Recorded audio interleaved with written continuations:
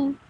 আবৃত্তি করছি হাট্টিম হাট্টিম টিম, লিখেছেন রকমুজ্জামান খান।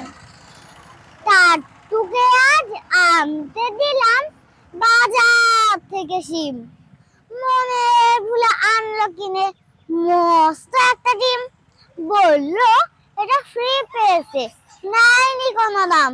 ফুটলে বাঘের ছা বেরোবে, করবে ঘরের কাম।